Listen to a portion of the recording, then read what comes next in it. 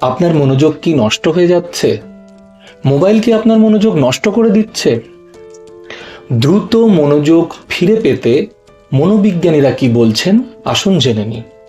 মনোবিজ্ঞানীরা বলছেন ডোপামিন নিয়ন্ত্রণ করাই এর সমাধান, আর এর জন্য মাত্র 5 মিনিটেরও কম সময়ই যথেষ্ট।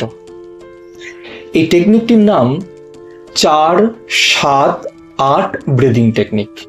নাম্বার 1, 4 সেকেন্ড ধরে নাক দিয়ে ধীরে ধীরে শ্বাস গ্রহণ করুন।